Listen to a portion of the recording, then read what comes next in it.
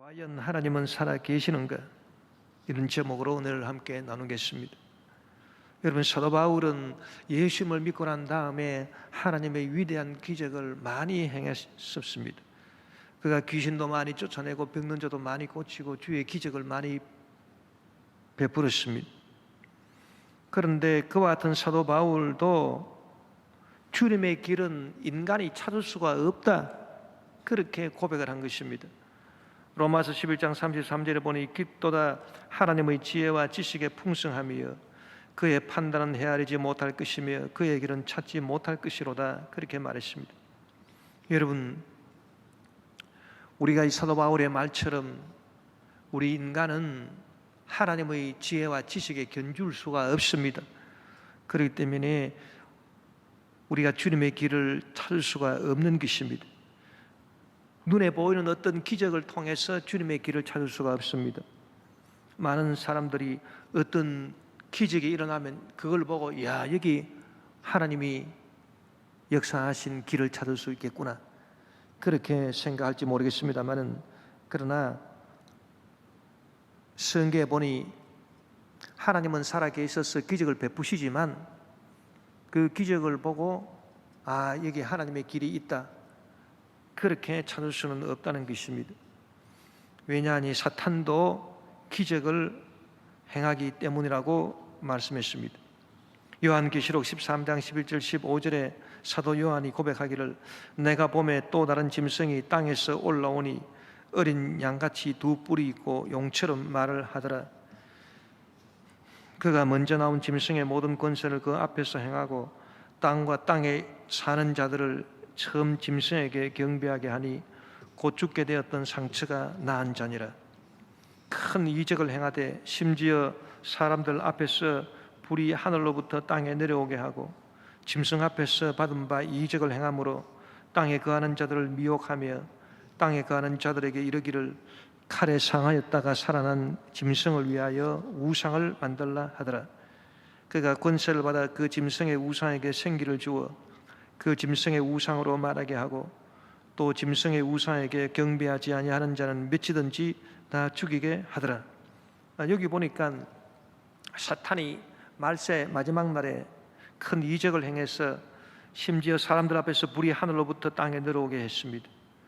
칼에 상했다가 다 죽게 된 짐승을 다시 살아나게 하고 그 짐승을 위해서 우상을 만들게 했는데 그 우상이 생기를 얻어서 우상이 말을 하는 것입니다. 그런 놀라운 기적 같은 일들을 사탄도 행한다는 것입니다. 그러므로 여러분, 우리가 어떤 기적을 보고 아, 여기에 하나님이 계시겠거니, 그렇게 해서는 안 됩니다. 우리 기독교 역사를 보면은 많은 이단들이 사람들을 미혹하기 위해서 귀신도 쫓아내고 병도 고치고 그런 기적을 많이 행했었습니다. 그래서 사람들이 야, 여기 하나님의 길이 있다, 그렇게 따라갔다가 완전 이단에 빠져서 망해버린 사람들이 많이 있는 것입니다. 성경은 우리에게 권고하기를 기적을 보고 믿음이 따라가서는 안 된다. 믿음이 먼저 나와야 된다. 그 믿음은 뭐냐? 내 눈에 아무 증거 아니 보이고 내 귀에 아무 소리 아니 들리고 내 손에 잡히는 것 없고 내 앞길 칠흑같이 어둡다 할지라도 말씀을 붙잡고 믿습니다로 나아가게 되면 그 다음에 그 믿음으로 말미암아 기적이 뒤따라오는 것이다. 그래서 믿음이 먼저 나가고 그 다음에 기적이 뒤따라오는 것이지, 순서가 바뀌어져서 기적이 먼저 나오고 그 기적을 보고 야, 하나님 길이 여기 있다 믿으려고 해서는 안 된다는 것입니다. 마가복음 16장 17절 18절에 보니 믿는 자들에게는 이런 표적이 따르리니 곧 그들이 내 이름으로 귀신을 쫓아내며 새 방언을 말하며 뱀을 집어 올리며 무슨 독을 마실지라도 해를 받지 아니하며 병든 사람에게 손을 얹은 적 나으리라. 그래서 믿음이 먼저 있고 이 눈에 아무 증거 아니 보이고 이 귀에 아무 소리 아니 들리고 내 손에 잡히는 것도 없고 내 앞길 칠흑같이 어두워도 말씀에 대한 믿음이 먼저 있고 그 믿음으로 말미암아 하나님 기적의 역사가 뒤따라와서 귀신도 쫓아내고 새방언도 말하고 뱀도 집어 올리고 무슨 독을 마실지라도 해를 받지 않고 병든 사람에게 손을 얹은즉 낫게 된다, 그 말인 것입니다.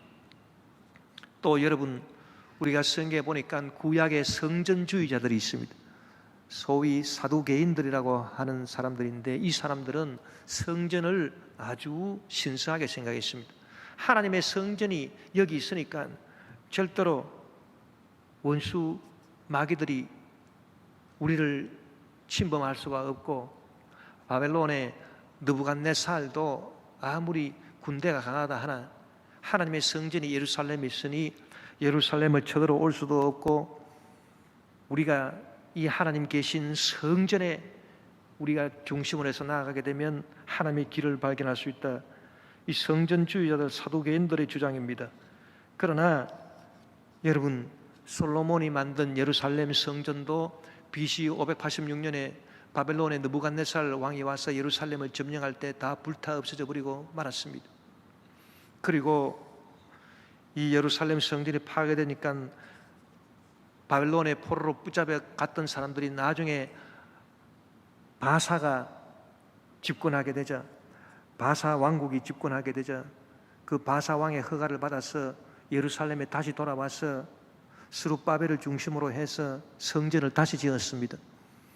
학개 스가랴 선지자들이 지분을 하고 스룹바벨이 다시 성전을 재건을 했는데, 그 성전도 마카비 혁명, 이스라엘의 독립을 추구하는 마카비 혁명의 중심이 되자 로마 장군 폼페이우스가 BC 63년에 쳐들어와 가지고 이 제2성전도 다 파괴해버리고 말은 것입니다. 성전을 통해서 하나님의 길을 찾을 수가 없습니다. 스룹바벨 성전, 제2성전이 로마에 의해서 완전히 파괴되자 이번에는 헤롯 대왕이 유대인들의 환심을 사기 위해서 다시 화려하고 웅장한 성전을 지었습니다.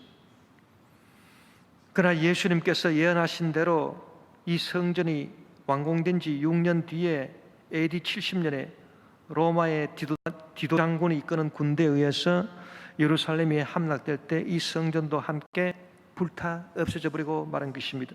누가복음 21장 5절 6절 예수님께서 말씀하시기를 어떤 사람들이 성전을 가리켜 그 아름다운 돌과 헌물로 꾸민 것을 말하며 예수께서 이르시되 너희 보는 이것들이 날이 이르면 돌 하나도 돌 위에 남지 않고 다 무너뜨려지리라고 말씀한 것입니다. 그래서 눈에 보이는 기적을 통해서 이게 하나님의 길이 있구나, 이것도 안 되는 것이고, 또 그렇다고 해서 하나님이 계시는 성전이다, 그 성전을 보고 여기 하나님의 길이 있구나, 그렇게 해서도 안 된다는 것입니다. 또 특정한 주의 종들을 통해서 하나님의 길이 있겠거니 그렇게 해도 안 됩니다.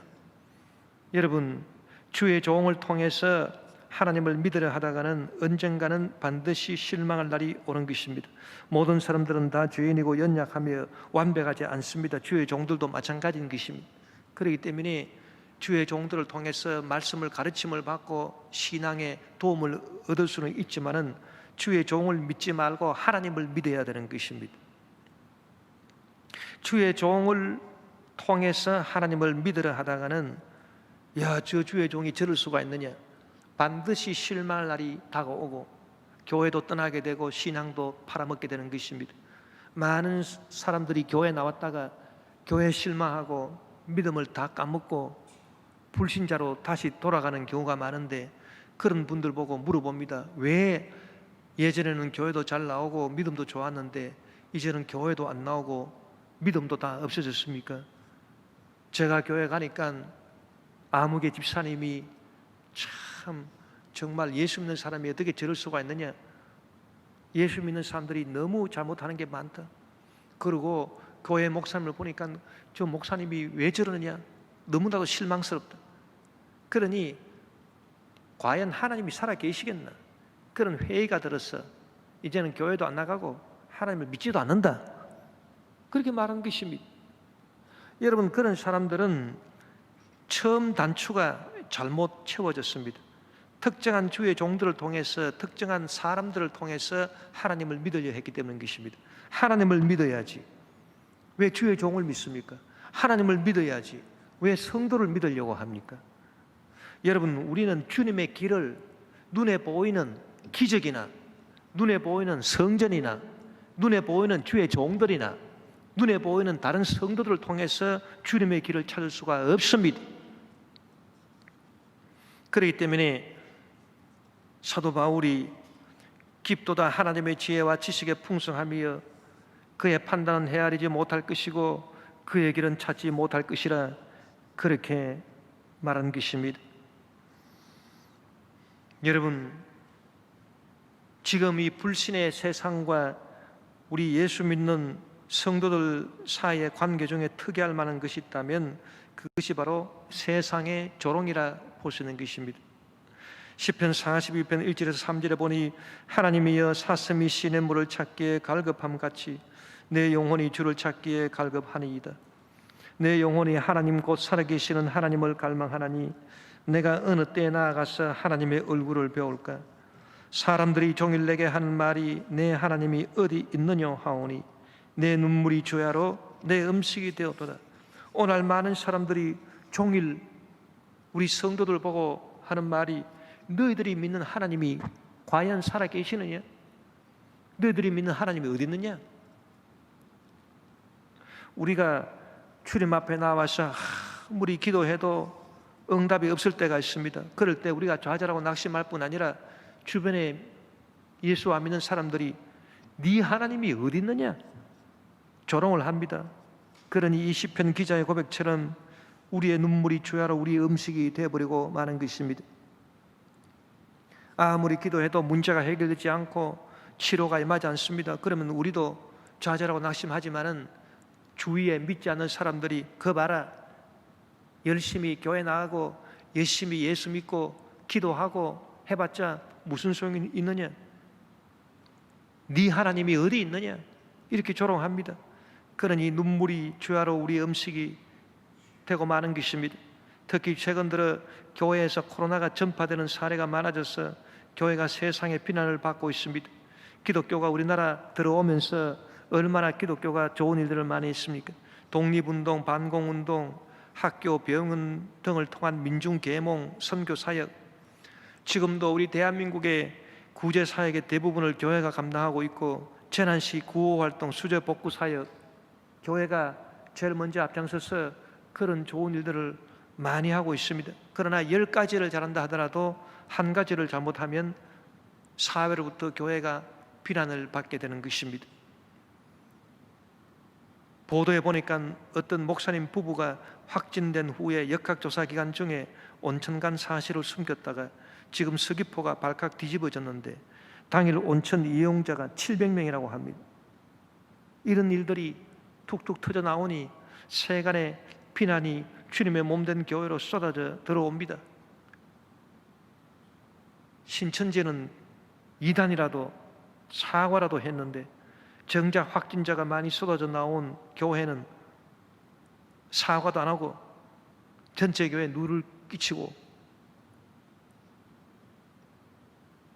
오히려 음모론 운운하고 있으니 참 억장이 무너질 수밖에 없습니다.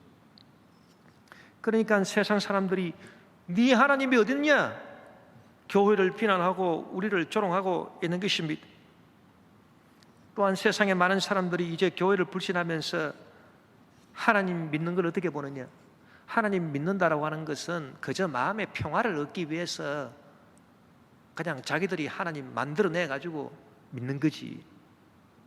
진짜 하나님이 살아계셔서 문제도 해결해 주고 병도 고쳐주고 지옥에 떨어질 거를 천당에 올려주고 코로나도 물리치고 그렇게 하겠느냐? 정말 하나님이 살아계시면 왜 교회에서 코로나가 자꾸 전파되느냐? 그렇게 말하고 있는 것입니다. 하나님이 코로나를 막아주지는 못하니까 하나님은 전능하지 않다는 말이고, 그래서 하나님 믿는 것은 그냥 마음의 평화만 줄 뿐이라.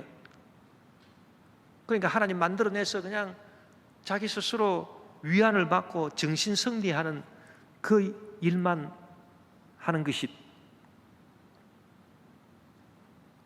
그래서 이 불신 세상은 교회와 아무 소통 없이 일방적으로 행정명령을 내렸습니다. 자우지간 모든 예배는 무조건 온라인으로만 드려야 되지 대면 예배는 드릴 수가 없다.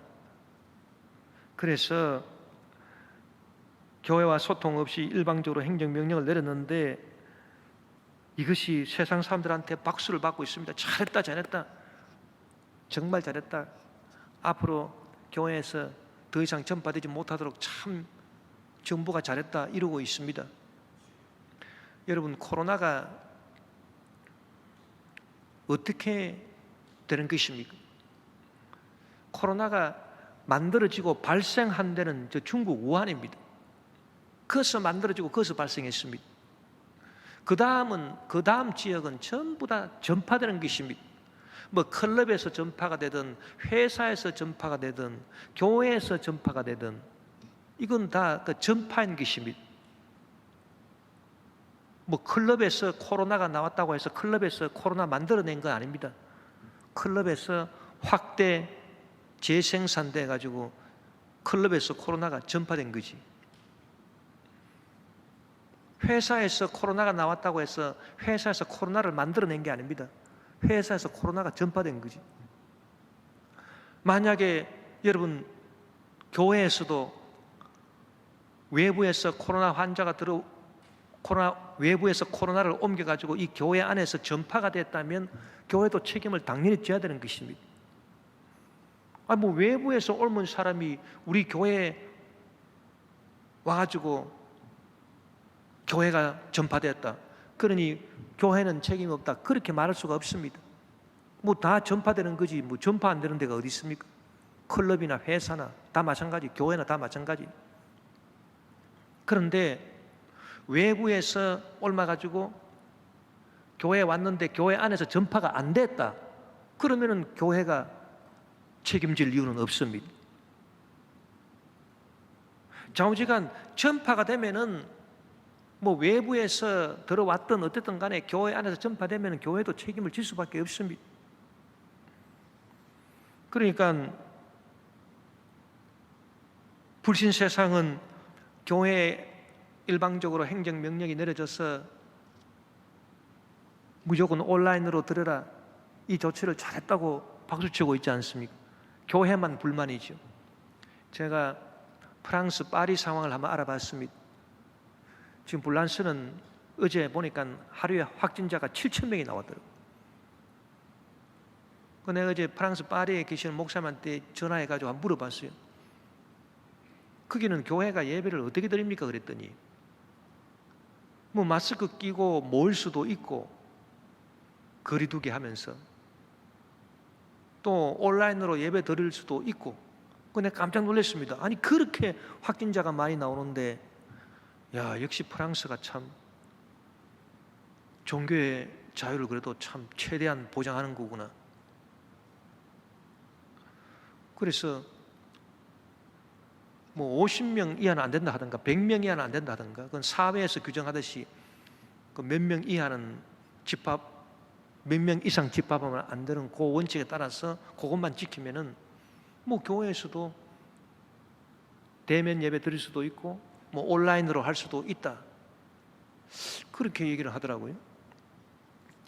그래서 내가 가만히 생각해 보니까 그게 참 그래도 합리적이 아니냐.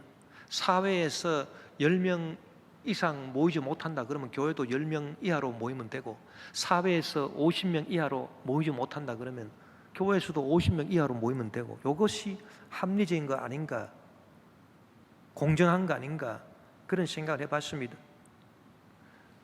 일본은 어떤가 싶어서 일본에 계신 목사님한테 전화를 해보니까 일본도 우리보다 코로나가 더 심각한데 뭐 행정적으로 법적으로 온라인으로만 들으라 그런 것은 없고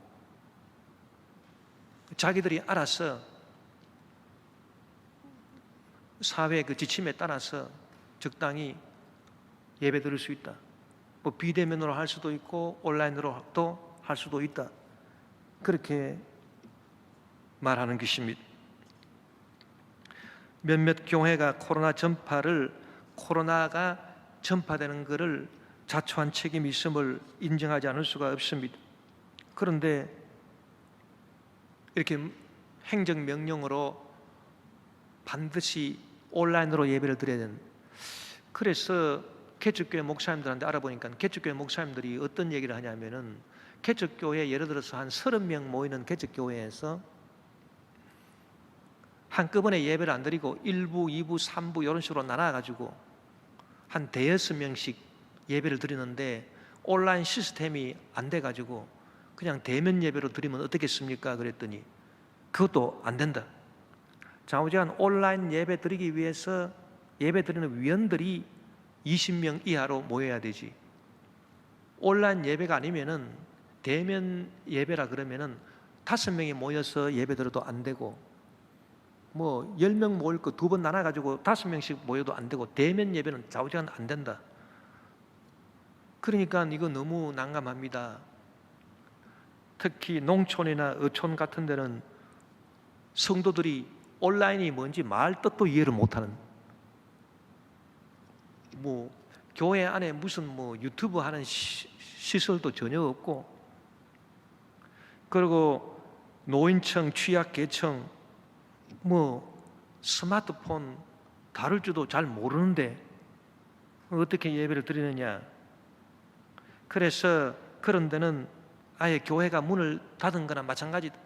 그럼 주일날 어떻게 보냅니까? 그랬더니 그냥 텔레비 틀어가지고 CBS나 CTS 적당히 보고 그냥 유야무야 마친. 그러니 아예 뭐 교회가 문 닫은 거나 마찬가지라 그 말인 것입니다. 우리 교회도 조사를 해보니까 1,000명이 넘는 분들이 온라인으로 예배 드릴 수가 없다는 것입니다. 뭐 어떻게 해야 되는지 모르겠고, 뭐 어떻게 전파를 받아야 될지도 모른다. 그래서 고심을 거듭하면서 문자는 받을 수 있느냐, 그 문자로 설교 요약한 거를 보내드리고 그 시간대에 맞춰가지고 각자 예배드리는 순서를 정해 줬습니다.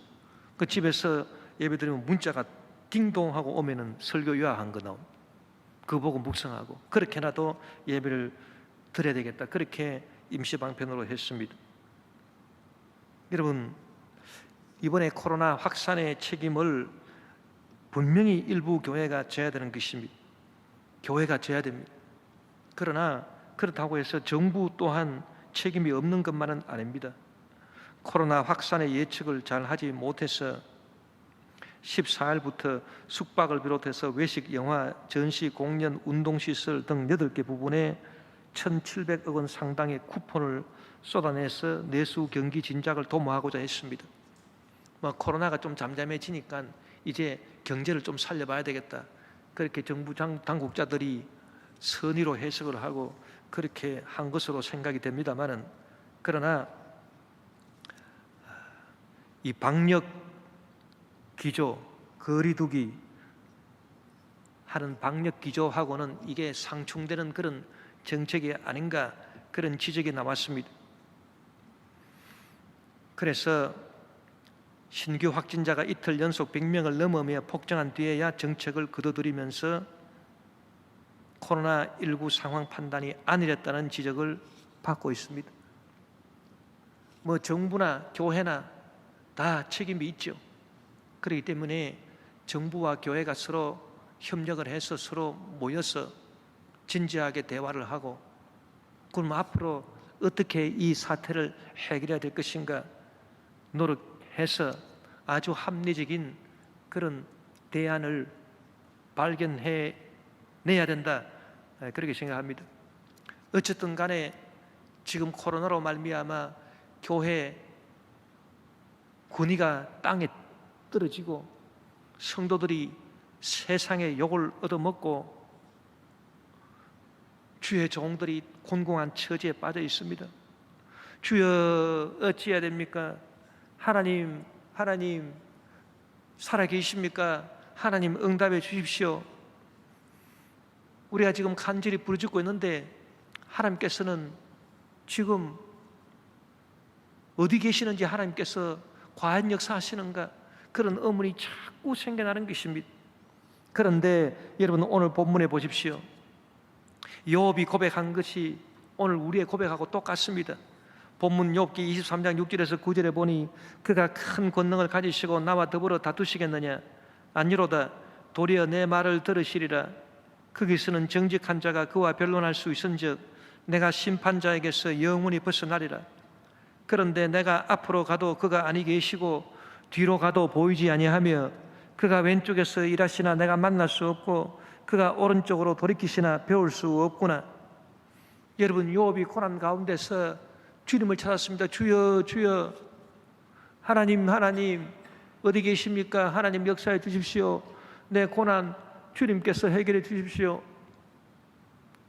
주여, 주여, 코로나가 지금 기승을 부리고 특히 교회 안에서 전파가 많이 돼서 우리가 큰 어려움에 처해 있습니다. 주님, 주님 어디 계십니까? 주님 역사해 주십시오. 욥의 부르짖음이나 우리의 부르짖음이나 다 똑같습니다. 그런데 욥이 아무리 주님을 찾았으나 주님이 보이지 아니했다. 내가 앞으로 가도 그가 아니 계시고 뒤로 가도 보이지 않고 그가 왼쪽에서 일하시나 내가 만날 수 없고 그가 오른쪽으로 돌이키시나 배울 수가 없다. 그렇게 욥이 탄식을 한 것처럼 우리도 그렇게 탄식하고 있는 것입니다. 그러나 여러분, 욥이 깨달은 게 하나 있습니다. 하나님은 단지 보이지 아니하실 뿐이지, 보이지 않는다고 해서 하나님이 돌아가시거나 하나님이 안 계시거나 하나님이 일을 안 하시거나 그러지는 않다는 것입니다. 내가 앞으로 가도 그가 아니 계시고 뒤로 가도 보이지 않는다, 그렇게 말했지만은 그 다음 구절에 보니까 그가 왼쪽에서 일하시나, 눈에 보이지 않지만 하나님께서 왼쪽에서 일을 하신다는 거예요. 하나님 살아계셔서 일하십니다. 내가 만날 수 없을 뿐이지, 내가 만날 수 없을 뿐이지 하나님 왼쪽에서 일하신다, 그 말인 것입니다. 그가 오른쪽으로 돌이키시나 배울 수 없구나. 하나님, 내가 배울 수 없지만은 하나님 오른쪽으로 돌이키고 계신, 왼쪽에서 일하시고 오른쪽에서 일하시려고 하나님 다 역사하고 계신다, 그 말인 것입니다. 그래서 하나님은 때때로 숨어 계시지만은 하나님이 돌아가셨거나 완전히 안 계시거나 일을 안 하시거나 그러지는 절대 않는다는 것입니다. 여러분, 우리가 신학적으로 이 진리를 말해보면은 하나님은 두 가지 양태로 역사하신, 나타나시는 하나님, 라틴어로 데우스 아파라투스 하나님, 나타나시는 하나님, 또 때로는 숨어 계시는 하나님, 데우스 압스콘디투스, 이 두 가지 양태로 하나님은 역사하신다는 것입니다. 세상 사람들은 하나님의 역사하심이 눈에 보이지 않는다, 코로나가 교회를 통해서 오히려 확산되었다, 그러니 하나님이 살아계시냐?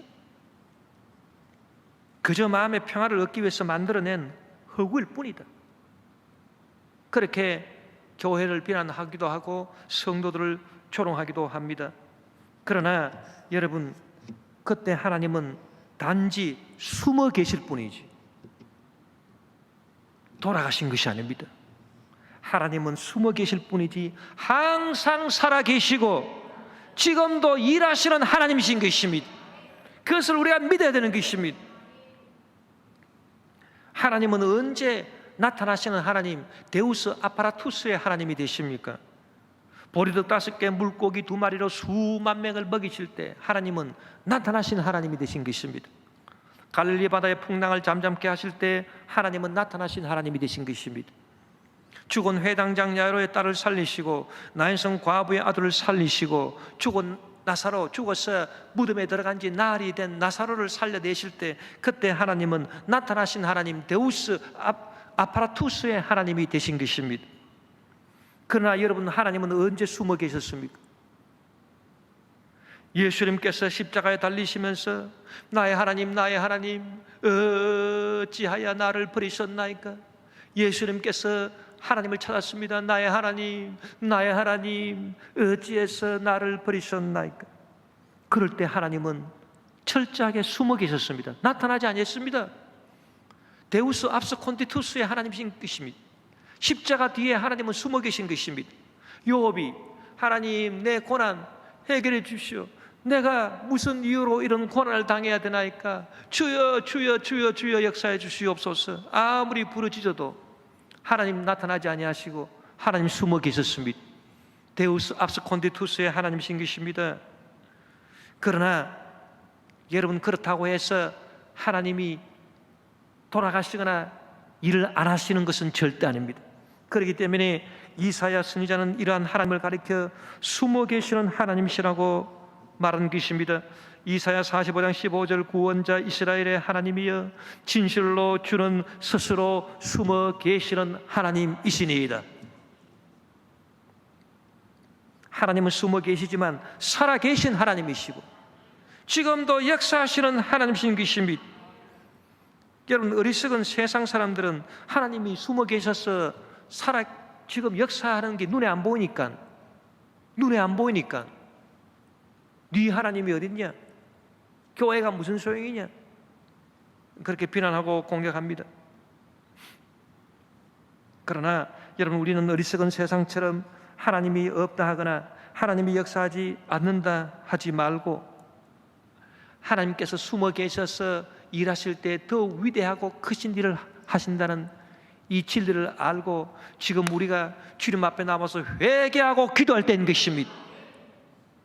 여러분, 하나님께서 나타나셔서 일하시는 것보다 하나님이 숨어 계셔서 일하시는 것이 훨씬 더 위대한 일을 하신다는 것을 알아야 되는 것입니다. 하나님이 나타나셔서 보리떡 5개 물고기 2마리로 수만 명을 먹이시고 죽은 사람도 살려내시고 귀신도 쫓아내시고 병든 자도 고치시고 이것도 위대한 일이지요. 그러나 인류 역사상 가장 위대한 일은 무슨 일입니까? 예수님께서 십자가에 달리셔서 온 세상의 죄를 다 속죄하신 일, 그러고 난 다음에 예수님께서 죽으시고 음부에 들어가셨다가 사흘 만에 부활하신 일, 이것이야말로 얼마나 위대한 일인 것입니까? 그런데 예수님께서 십자가 달리시고 고난당하시고 죽으심으로 인생의 모든 죄를 다 속량하셨을 때 그때 하나님은 나타나셨나요? 안 나타나셨어요. 그러나 뒤에서 일하신 것입니다. 예수님께서 십자가 달리셔서 고난당하시고 죽으실 때 하나님은 뒤에서 일을 하셨습니다. 무슨 일을 하셨느냐? 온 인류의 죄를 다 없애는 일을 하신 것입니다. 그리고 예수님의 부활을 준비하는 일을 하신 것입니다. 그렇기 때문에 여러분, 우리가 알아야 될 것은 하나님께서 나타나셔서 일하시기도 하고 숨어 계셔서 일하시기도 하지만은 하나님이 숨어 계셔서 일하실 때 더욱더 크고 위대한 일이 이루어진다.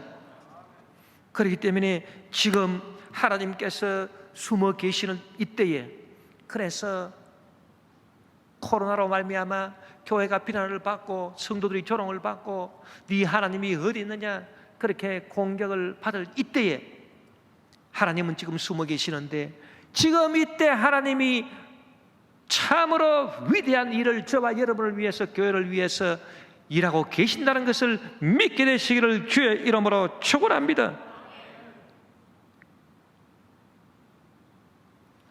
또한 여러분, 하나님께서 숨어 계실 때 일하시는 것 중에 특이한 것 하나가 있습니다. 그건 뭐냐 하면 그때 하나님께서 우리에게 지혜를 주신다는 것입니다. 왜 그러냐?